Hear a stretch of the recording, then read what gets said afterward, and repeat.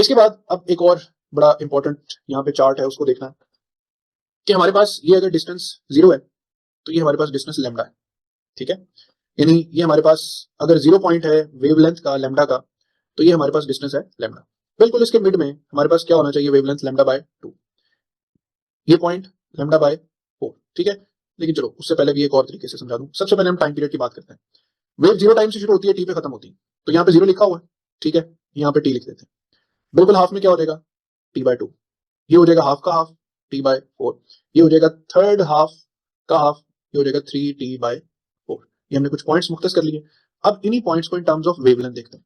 ये point 0 metre है तो ये लैम्डा मीटर है, तो पाथ यानी लैम्डा 0, और यहाँ पे हम लिखेंगे लैम्डा, तो दरमियान में लैम्डा बाय 2, यहाँ पे लैम्डा बाय 4, और इस पॉइंट पर 3 लैम्डा बाय 4। ओके। और अब तीसरी चीज वो है वेव का फेज। फेज मतलब एंगल। बच्चों फेज 0 से शुरू होता है और 360 डिग्री पे खत्म होता है। ये पूरी वेव एक सर्कल की तरह होती है ना, 360 डिग्री, और इसको रेडियन में 2 पाई रेडियन भी लिख सकते हैं। तो मैं यहाँ पे अगर 0 लिखा हुआ है तो यहाँ पे 360 भी लिख देता हूँ और 2 पाई रेडियन भी लिख देता हूँ। तो फिर इसका जो मिड होगा वो 180 डिग्री होगा और पाई रेडियंस होगा। यहाँ पर 180 का हाफ 90 रेडियन में होता है पाई बाय 2। यहाँ पे 270, तो 270 जो है वो आपके पास क्या होता है 3 पाई बाय 2। तो ये जो तीन चीजें मैंने यहाँ पे फिलअप की हैं, इसको बोलते हैं time period of the wave, उसकी भी डिवीजन कर दी। इसको बोलते हैं पाथ ऑफ द वेव, जिसको वेवलेंथ में रिप्रेजेंट करते हैं। इसको बोलते हैं फेज ऑफ द वेव, जिसको एंगल में रिप्रेजेंट करते हैं। और बच्चों ये बड़ा ही इंपॉर्टेंट फॉर्मूला है which relates the phase difference phi with the path difference X. Path difference आपको इन टर्म्स ऑफ वेवलेंथ मिलेगा, फेज डिफरेंस आपको इन टर्म्स ऑफ एंगल मिलेगा, रेडियन मिलेगा, ठीक है। ये फॉर्मूला हमारे पास काफी यूज होता है फेज और पाथ डिफरेंस का फर्क निकालने के लिए। तो फाई इसमें क्या है, फेज, और एक्स इसमें क्या है, वेवलेंथ। इसको समझने के लिए हम मजीद आगे बढ़ते हैं। आसान से पैरामीटर में समझाता हूं मैं कि ये चीज क्या है, इसमें करना क्या होता है। देखो लेट्स से मेरे पास एक वेव है,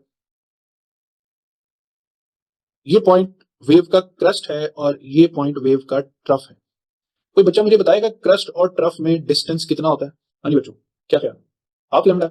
अब इस हाफ लेमडा को जरा जेहन में रख लेना कि क्रस्ट और ट्रफ के दरमियान पाथ डिफरेंस कितना है, लैम्डा बाय 2 का।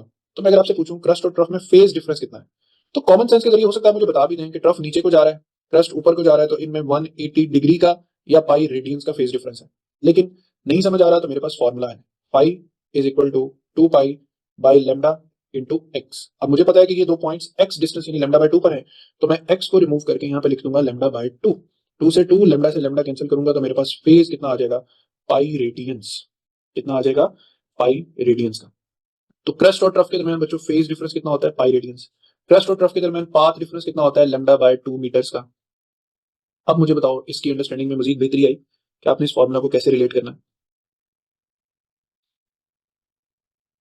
ठीक है। और एक और चीज, phi is equal to 2 pi by lambda is equal to X में अगर ऐसा हो गया कि लैम्डा डायरेक्ट ना दिया हुआ, आपको एक अदद फ्रीक्वेंसी दे दी जाए और एक अदद स्पीड दे दी जाए, ठीक है, तो फिर लैम्डा फाइंड करना पड़ेगा ना। कैसे, lambda is equal to V by F से।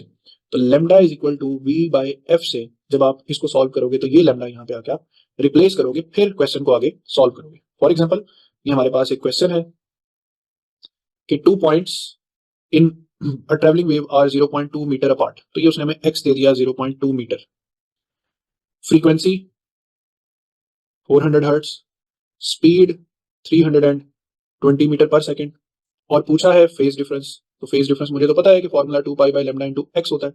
तो phi is equal to 2 pi by, अब lambda is equal to v over f, 320, 400 ऊपर चला जाएगा, और एक्स कितना 0.2 जिसको हम 2 बाई 10 भी लिख सकते हैं।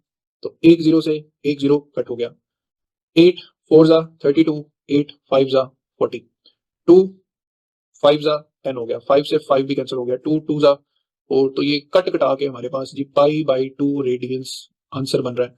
तो बीटा हमारे पास राइट आंसर। हाँ जी, समझ आया सवाल सब बच्चों को, चलें दैट्स गुड। इसी तरह एक और क्वेश्चन है, वो भी आपने सॉल्व करना है फर्दर सेम। इसी तरह टाइम पीरियड फ्रीक्वेंसी के क्वेश्चंस हैं। यहाँ पे हमारे पास क्वेश्चन आ रहा है कि आपके पास इस वेव में, ये जो वेव यहाँ से स्टार्ट होके इस तरीके से आगे मूव करती हुई जा रही है, इस वेव के कौन से पॉइंट्स ऐसे हैं जो इन फेज पॉइंट्स हैं, ठीक है। तो इन स्टार्टिंग यहाँ से स्टार्टिंग हो रही है और वेव की यहाँ से भी स्टार्टिंग हो रही है। स्टार्टिंग के फौरन बाद पॉइंट ए है, स्टार्टिंग के फौरन बाद पॉइंट जी है, ठीक है। तो पॉइंट ए और जी ये दोनों तो मेरे सामने इन फेज हैं। पॉइंट सी के रिलेटिवली यहां पर आकर जो पॉइंट आएगा ना वो उसके साथ इन फेज होगा, ठीक है। पॉइंट ई के साथ कौन इन फेज होगा, यहां से आगे नेक्स्ट जो पॉइंट यहां पर आएगा वो इसके साथ इन फेज होगा। पॉइंट बी के साथ कौन इन फेज होगा, यहां पर अगर कोई पॉइंट कंसीडर किया जाएगा तो वो इन फेज पॉइंट होगा। तो यहाँ पे हमारे पास डेल्टा जो है वो राइट आंसर है।